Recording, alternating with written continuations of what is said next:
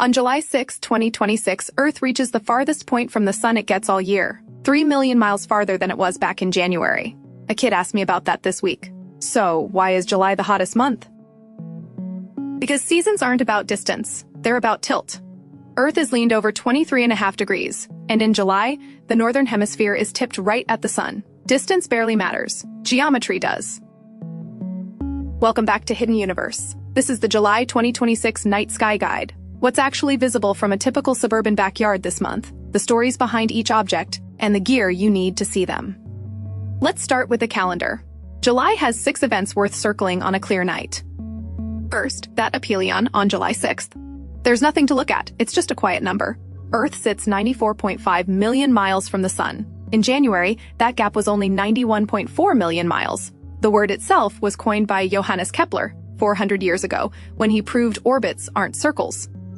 On the evenings of July 8th and 9th, look low to the west about an hour after sunset. Venus, the brilliant evening star, will be passing right next to Regulus, the brightest star in Leo, the brightest planet kissing the brightest star in its constellation.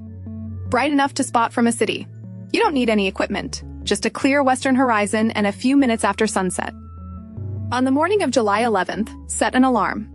About 2 hours before sunrise, the slim crescent moon will form a tight triangle in the east with the Pleiades star cluster and the orange-tinged planet Mars. Fun fact, the Pleiades is what the word Subaru means. That cluster on the car logo is the same one.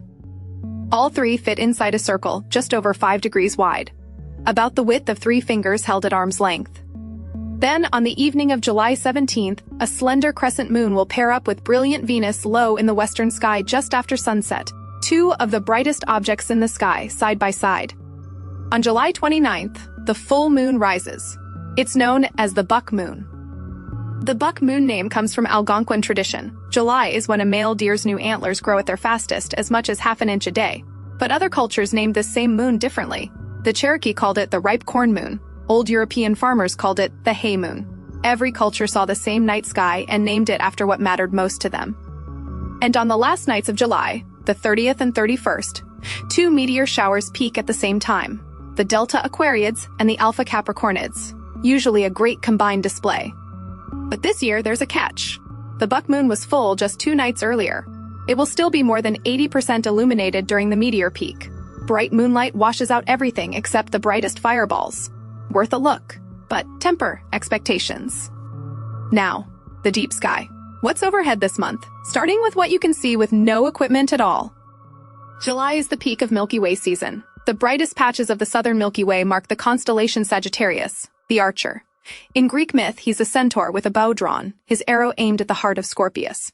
The ancients had no way to know it, but that arrow points into the very region where the center of our galaxy hides. From a light-polluted suburb, you won't see the full structure.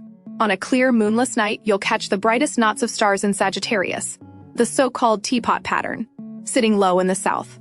From a true dark sight, the whole core lights up in a glowing band you can read by. If you have binoculars, the first object to point them at is Messier 22, known as M22. From a suburban driveway, it sits low in the south, but it is worth the hunt. A tight ball of about 70,000 ancient stars just above the teapot.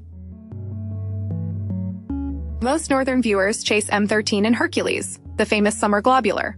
But M22 is older. M22 is closer to Earth. And M22 was actually discovered first, in 1665, nearly 50 years before anyone noticed M13. The reason it gets less attention from the northern hemisphere is simple geography.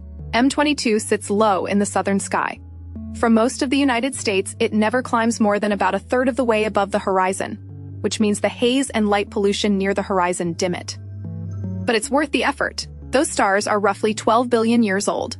They formed 8 billion years before the sun and the Earth even existed. The stars themselves predate our entire solar system. A little higher in the sky, in the small constellation Scutum, look for Messier 11, the wild duck cluster. Through binoculars, it looks like a fuzzy patch. Through a small scope, it resolves into nearly 3,000 densely packed stars. The name dates to 1844, when a British admiral named William Henry Smith wrote that the brightest stars at its leading edge looked like a flock of wild ducks in flight. Wings tucked back, V-shape forward. Once you see it, you can't unsee it. Both M22 and M11 are perfect binocular targets. Any decent 10 by 50 pair will show them. If you don't have binoculars yet, the Celestron up-close G210x50s at around $65 are the cheapest serious starting point. Link is in the description. Step up to a small telescope, and 3 targets jump out this month. First, the moon. The best viewing window is roughly 8 to 11 days after the new moon, around July 22nd through 25th this month. That's when the Terminator line, the boundary between lunar day and night, falls right across 2 of the most striking craters on the near side. Copernicus is the classic, a 93-kilometer crater with terraced walls and central peaks surrounded by bright rays splashing out for hundreds of kilometers, named for the man who moved Earth out of the center of the universe. It formed roughly 800 million years ago when a mountain-sized object slammed into the moon. Aristarchus is smaller, about 40 kilometers across, but it is the single brightest spot on the moon. It's named for Aristarchus of Samos, a Greek astronomer who, around 270 BC, argued the Earth orbits the Sun, more than 1,700 years before Copernicus. He was right, and almost nobody believed him. Second target with a small scope this month, Saturn. The last spacecraft to visit Saturn, Cassini, ended its mission in 2017 by diving straight into the planet, transmitting until it burned up. Since then, every view of Saturn has come from right here on Earth. And after a long absence, the rings are back. In March of 2025, Saturn's ring plane crossed the line of sight with Earth.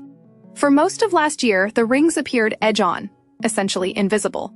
The most iconic object in the solar system briefly turned into a knife edge of dust and ice you could barely detect. Now in 2026, the rings are tilting back open, about 6 degrees by late July, enough that they show clearly through even a small telescope. The famous gap between the rings and the planet has returned. This is part of a 30-year cycle. The rings reach maximum tilt around 2032, then slowly close again, returning to edge-on around 2039. We are at the beginning of a 7-year window of the best Saturn views of the decade. To actually see Saturn's rings, the moon's craters, and the structure of M22 and M11, a beginner telescope is the right tier. An 8-inch Dobsonian like the Skywatcher Classic 200 at around $700 will show all of this clearly. Link in the description. Step up another tier, and 2 more objects open up this month. Messier 27, the Dumbbell Nebula, sits almost overhead through the second half of July in the small constellation Vulpecula. The Little Fox, a constellation a Polish astronomer invented in 1687 to fill the empty patch of sky between the Swan, the Eagle, and the Arrow. The fox is faint. The nebula is the showpiece. It has a quiet historical claim that almost nobody mentions. When Charles Messier founded in 1764, he was hunting comets, and tired of being fooled by faint, motionless patches, he cataloged M27 in that frustration. M27 was the very first planetary nebula ever discovered in human history. What he was actually seeing was the death of a star, a sun-like star near the end of its life, blowing its outer atmosphere into space. At the center, hidden in the glow, is the leftover core, a white dwarf the size of Earth holding the mass of the sun. In about 5 billion years, our own sun is expected to do something similar. Whatever lies in M27 right now, that's a preview of our own end. The second target at this tier is Messier 8, the Lagoon Nebula. Sitting just above the Sagittarius teapot, it's a vast star nursery, roughly 4,100 light-years away, where new stars are being born right now from collapsing clouds of gas and dust. It is one of the very few nebulae bright enough to see with the naked eye, if your sky is dark enough. Through a mid-tier telescope, you start to pick out structure, the dark dust lane that gives it the lagoon shape and the bright central glow. To pull real detail out of M27 and M8, you want a mid-tier telescope.